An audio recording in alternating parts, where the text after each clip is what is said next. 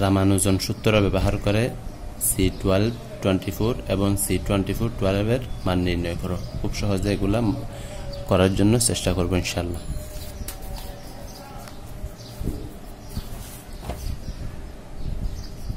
দেওয়া আছে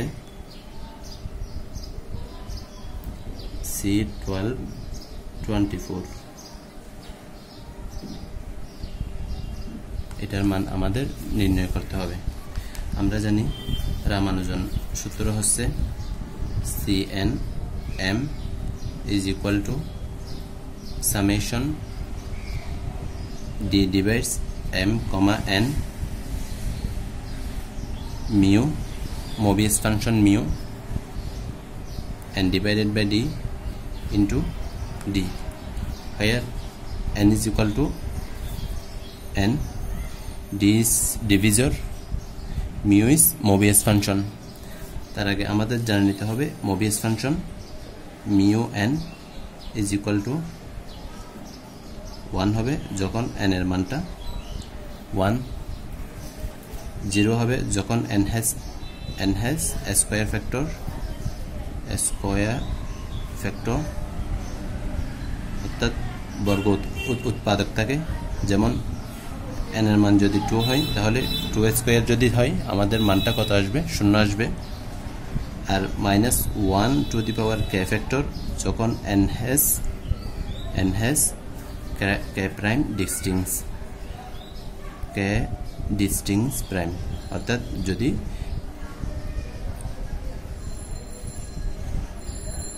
distinct primes, যেমন n এর মান ধরলাম আমরা কত? 2 into 3, তাহলে এখানে 1 আছে, এখানে 1 আছে, 2 এবং 3 হচ্ছে আমাদের কি সংখ্যা? মৌলিক সংখ্যা। তার আমাদের কি আছে? এখানে 1 এবং কি আছে? 1 আছে। তাহলে এক্ষেত্রে 2 into 3 এর মান হবে -1 টু দি পাওয়ার k। তাহলে এখানে কত? 1 plus 1 দেন আমরা কত পাই? -1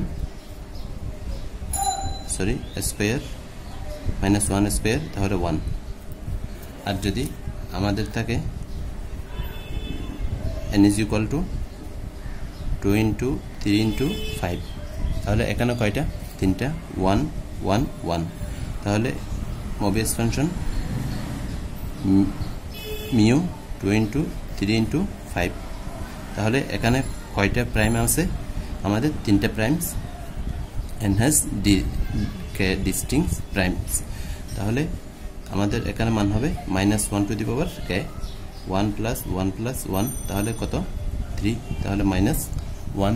আর আমাদের যদি শুধুমাত্র n এর মান কত হয়? 2 হয়, অথবা n এর মান যদি আমাদের 3 হয়, তাহলে এক্ষেত্রে আমাদের কত হবে? এখানে শুধুমাত্র একটা প্রাইম 2 আর একটা প্রাইম 3, তাহলে mu2 is equal to -1, 1 is equal to -1। R mu3 এর ক্ষেত্রে কত আসবে আমাদের? -1 টু দি পাওয়ার 1 -1। এখন আমরা এটা খুব সহজে প্রমাণ করার জন্য চেষ্টা করব। তার আগে আমরা আমাদের কি দেওয়া আছে? 12 এবং 24 দেওয়া আছে। তাহলে আমরা এখন যেটা করব, প্রথমে 12 এবং 24 এবং 12 এর আমরা জিসিডি বের করব বা গসাগু। তাহলে একটা হচ্ছে আমাদের 24 আর একটা হচ্ছে আমাদের 12, অর্থাৎ এখানে এটার সাথে যদি তুলনা করি, এটা সমান CNM। আমি যদি এভাবে লিখি তাহলে 12 হচ্ছে আমাদের n আর m হচ্ছে আমাদের 24, দেন 12 এবার তাহলে m into n, m, n। তাহলে কত হয়? সর্বোচ্চ কত সংখ্যা দ্বারা এই দুটাকে ভাগ করা যায়? সর্বোচ্চ 12 দ্বারা এই দুটাকে ভাগ করা যায়। তাহলে এখানে জিসিডি হবে কত? 12। এখন আমরা 12 এর ডিভিজর বা গুণনীয়ক সমূহ আমরা বের করব। d is equal to divisor ভাজক অথবা গুণনীয়ক বলতে পারি আমরা, গুণনীয়ক। দেন আমরা এটাকে, তাহলে এখান থেকে আমরা n সমান কত পাচ্ছি? 12 পাচ্ছি। n সমান কত পাচ্ছি আমরা এখানে 12 পাচ্ছি। তাহলে 12 কে কত দ্বারা ভাগ করা যাবে?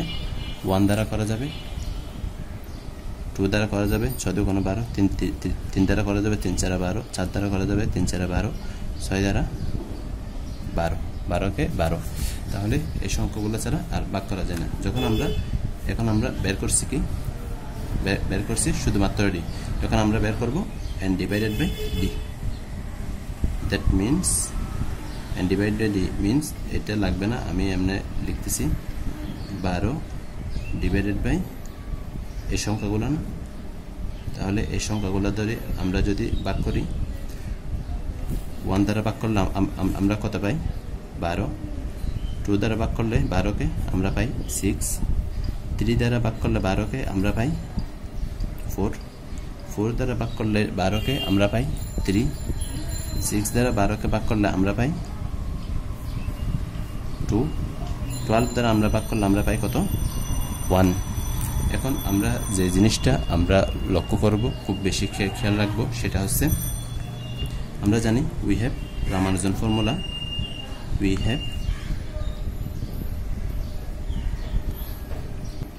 শ্রীনিবাস রামানুজান, স্যার শ্রীনিবাস রামানুজানের ফর্মুলা হচ্ছে, তাহলে তার প্রতি শ্রদ্ধা রেখে আমি স্যারটা লিখলাম, sir Ramanujan's formula CNM is equal to summation d divides mn, এভাবে আমরা লিখব mu n divided by d into d। সুতরাং c 12, m এর মান 12 is equal to summation d এর মান কত আমাদের? d টা থাক যেভাবে আছে, mn এর মান mn আমরা কত পেয়েছি? 12 পেয়েছি, অর্থাৎ গসাগু আমরা কত পেয়েছি? 12 পেয়েছি। দেন এখানে মিউ আছে 12 divide by D into D. এখন আমরা এটাকে যেভাবে লিখব সেটা হচ্ছে, প্রথমে আমি এখানে আমাদের কয়টা ডিভিজর পেয়েছি, আমরা কয়টা গুণনীয়ক পেয়েছি? এখানে 6টা। তাহলে প্রত্যেকটা 6 এর সাথে আমরা ওই 6টা সংখ্যার সাথে আমরা কি গুণ দিব? মিউটা গুণ দিব। তাহলে আমি প্রথমে 6টা মিউ লিখে ফেলি।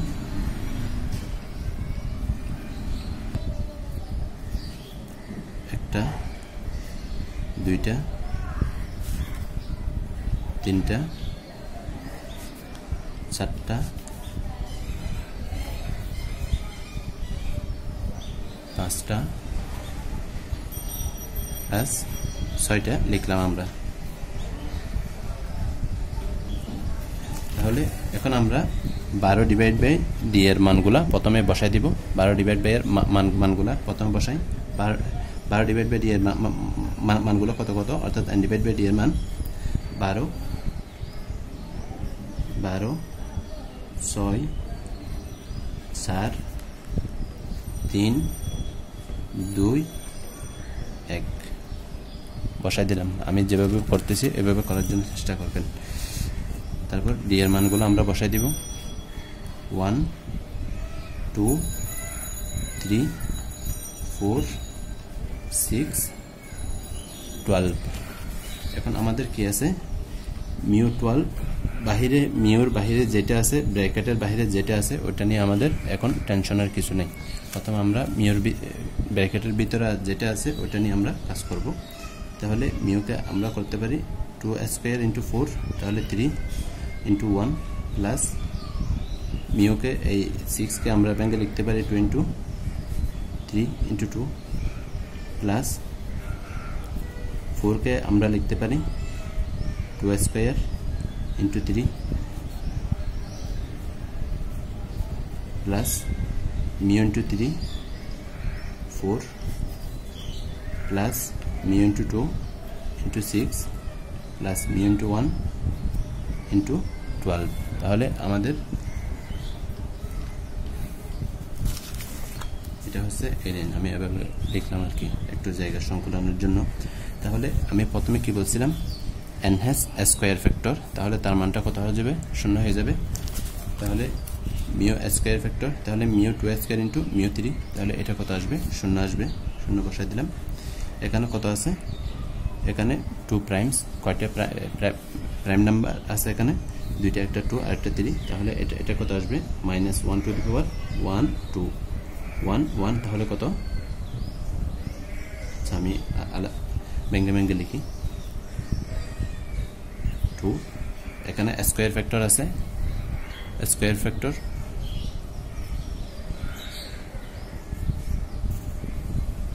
তাহলে এটা কত আসবে আমাদের 0, এখানে 1 -1, এখানে একটা প্রাইম নাম্বার তার জন্য আমরা 1 দিলাম ইনটু 4, প্লাস এখানে একটা প্রাইম নাম্বার 2 তার জন্য আমরা -1 to the power 1 into 6, mu1 is equal to 1 into 12।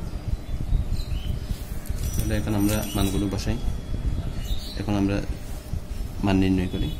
তাহলে এটা কত হয় আমাদের 2, এটা আসবে আমাদের -4, এটা আসবে আমাদের -6, এটা আসবে আমাদের 12, তাহলে আমরা কত পাই, আমরা এখানে পাচ্ছি 14, তাহলে 4, সুতরাং C12 24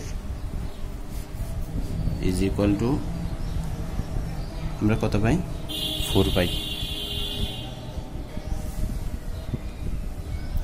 سبحانك اللهم وبحمدك أشهد أن لا إله إلا أنت أستغفرك وأتوب